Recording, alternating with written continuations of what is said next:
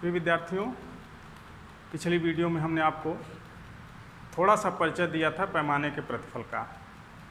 आपको पता है कि हमने आपको परिवर्तनशील अनुपातों का नियम या एक साधन के प्रतिफल का नियम पढ़ाया था, जिसे परिवर्तनशील अनुपातों का नियम या ह्रासमान प्रतिफल का नियम कहा जाता है।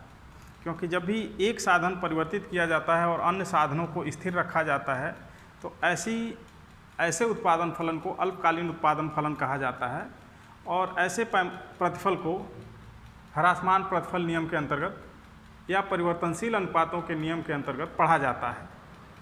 परिवर्तनशील अनुपातों का नियम इसलिए कहा जाता है क्योंकि अल्पकाल में जो अन्य साधन हैं वो स्थिर रहते हैं, केवल एक साधन उदाहरण के लिए श्रम परिवर्तित होता है और उसी के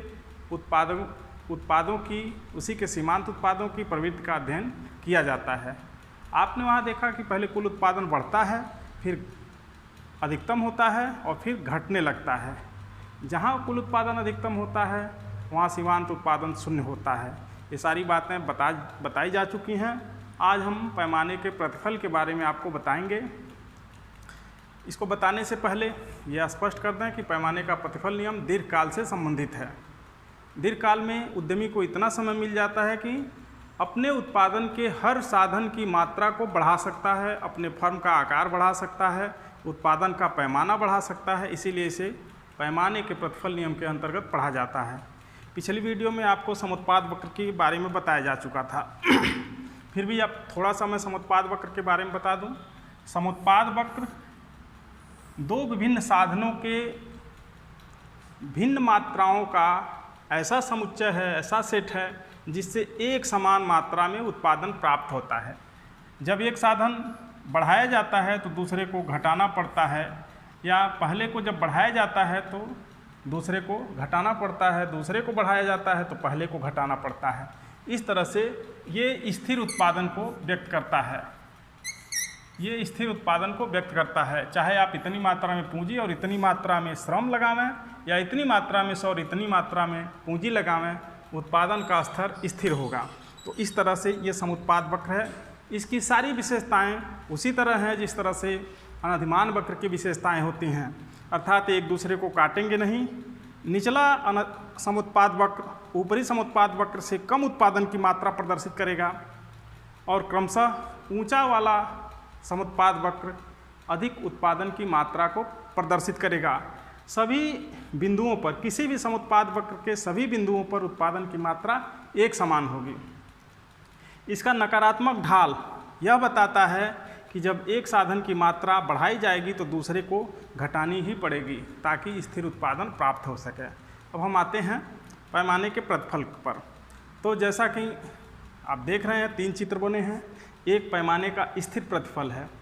स्थिर प्रतिफल का मतलब है कि हम जितनी मात्रा में श्रम और पूंजी बढ़ाएंगे उतनी मात्रा में ही उसी अनुपात में उत्पादन बढ़ता जाएगा। यदि हम पूंजी श्रम की मात्रा दोगुना कर देते हैं, यानी L से 2L कर देते हैं, यहाँ K से 2K कर देते हैं, तो उत्पादन की मात्रा Q से बढ़कर 2Q हो जाएगी, यानी उत्पादन की मात्रा दोगुना हो जाएगा।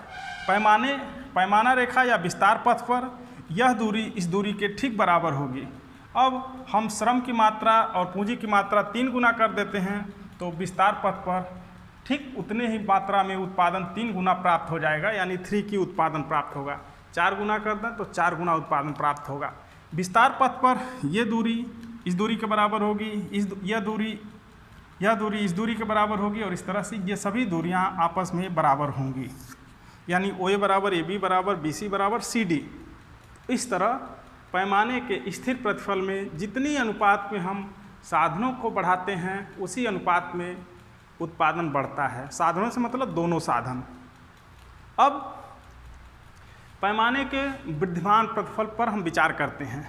वृद्धिमान प्रतिफल का मतलब ये होता है कि हम जितना साधन बढ़ाएं उससे कहीं ज़्यादा उत्पादन बढ़ जाए, तब प्रतिफल वृद्धिमान दर से प्राप्त हो रहा है, यानी बढ़ती दर से उत्पादन जब प्राप्त हो तब उसे पैमाने का वृद्धिमान प्रतिफल या वर्धमान प्रतिफल कहा जाता है। इसमें आप देखेंगे कि श्रम और पूंजी की बराबर मात्राओं से या K या L या एक एक इकाई मात्राओं से Q के बराबर उत्पादन प्राप्त हो रहा था। थोड़ा सा श्रम और पूंजी बढ़ाई गई उत्पादन दोगुना हो गया, लेकिन अभी पूंजी और श्रम और पूंजी की जो श्रम 2L हुआ और 2K हुआ, उससे पहले ही जो उत्पादन है वो दोगुना हो गया। इसी तरह से यदि और उत्पादन बढ़ाया जाता है, थोड़ा सा श्रम और थोड़ा सा पूंजी बढ़ा दिया गया, तो फिर उत्पादन 3 गुना हो गया। लेकिन अभी आप देखेंगे लगभग 2 गुने श्रम और 2 गुने पूंजी पर ही 3 गुना उत्पादन प्राप्त हो गया, यानी कि यहाँ बहुत तेज उत्पादन बढ़ रहा है। इसीलिए ये वर्धमान प्रतिफल नियम है। और पैमाना रेखा पर आप देखेंगे कि जो OA है वह बड़ा है इससे, और इससे भी ये बड़ा है इससे, और ये बड़ा है इससे, यानी कि धीरे धीरे दूरी घटती जा रही है, दोगुना होने की दर तेज हो जा रही है, क्योंकि उतना लागत नहीं लग रहा है उत्पादन बढ़ाने में जितना स्थिर प्रतिफल में लग रहा था। यानी स्थिर प्रतिफल के तुलना में यहाँ उत्पादन तेज बढ़ रहा है। आप फिर से एक बार देख लें कि ये दूरी इस दूरी से ज़्यादा है, ये दूरी कम हो गई है, यानी कि उत्पादन समय से पहले ही 2 गुना हो गया है, फिर समय से पहले ही 3 गुना हो गया है, या साधन उतनी अनुपात में नहीं बढ़े जितने अनुपात में उत्पादन बढ़ गया। इसलिए यहाँ वृद्धिमान प्रतिफल नियम लागू होता है। यह ह्रासमान प्रतिफल नियम है। इसके विपरीत ह्रासमान प्रतिफल में उत्पादन उतना तेज नहीं बढ़ रहा है जितने अनुपात में हम साधनों को बढ़ा रहे हैं। इसीलिए यहाँ ह्रासमान प्रतिफल है। एक बार देखिए, एक L और 1K से Q उत्पादन प्राप्त हुआ, लेकिन 2L और 2K से 2Q उत्पादन प्राप्त नहीं हुआ, बल्कि और अधिक मात्रा में श्रम और पूंजी लगानी पड़ी, तब जाके उत्पादन 2 गुना हुआ। उत्पादन 3 गुना करने पर लगभग 4 गुना श्रम और पूंजी लगानी पड़ी। तो इस तरह से ये ह्रासमान प्रतिफल है। यानी ह्रासमान प्रतिफल तब लागू होता है जब साधन तेज बढ़ाने पड़ें और उत्पादन उससे कम अनुपात में बढ़ रहा हो। पैमाना रेखा पर आप देखेंगे कि जो ये OA दूरी है वह इस दूरी से छोटी है। OA दूरी AB दूरी से छोटी है, AB दूरी BC दूरी से छोटी है, और BC दूरी CD दूरी से छोटी है। यानी उत्पादन बढ़ाने के लिए ज़्यादा से ज़्यादा अनुपात में श्रम और पूंजी को बढ़ाना पड़ रहा है। इस तरह से यह ह्रासमान प्रतिफल नियम है। अब एक आपको पढ़ाया जाएगा काब डगलस उत्पादन फलन। तो इसको हम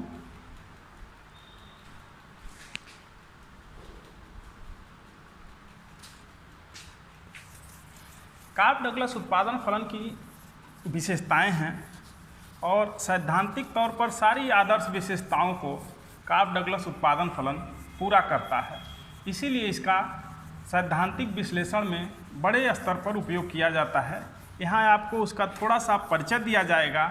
आगे की कक्षाओं में जब कभी आप अर्थशास्त्र पढ़ेंगे तो आपको काब डगलस उत्पादन फलन से बहुत ज़्यादा विश्लेषण पढ़ना होगा। एक बार फिर सुन लीजिए, काब डगलस उत्पादन फलन सैद्धांतिक विश्लेषण के सभी आदर्शों को पूरा करता है। काब डगलस उत्पादन फलन अमेरिकी अर्थव्यवस्था पर आधारित है। काब और डगलस नामक 2 अर्थशास्त्रियों ने 1890 से लेकर 1922 तक अमेरिका में पूंजी और श्रम के योगदानों के बारे में अध्ययन किया, और तब उन्होंने काब डगलस उत्पादन फलन बनाया। उनका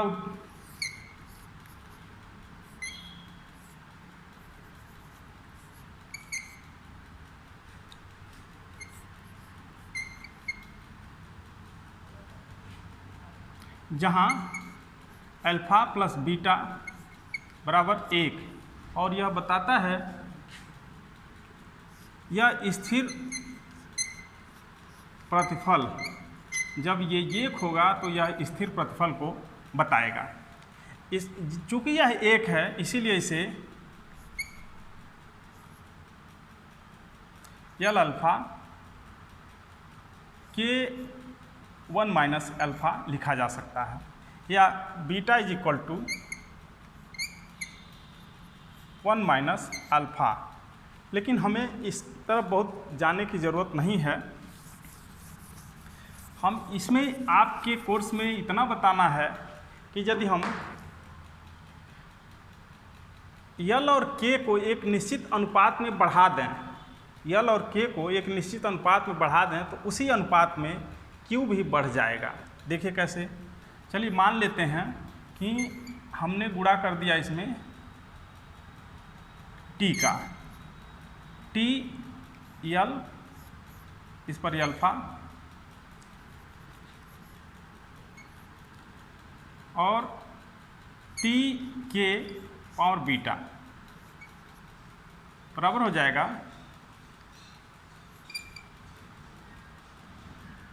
बी टी अल्फा यल अल्फा टी बीटा के बीटा।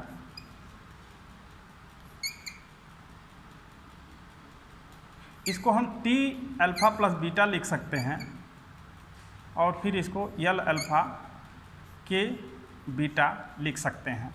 चूँकि आपने पहले ही बता दिया है कि अल्फ़ा और बीटा बराबर 1 होता है, तो ये बी और टी लिख लीजिए और यल अल्फ़ा और के बीटा, या ये लिख सकते हैं आप टी और बी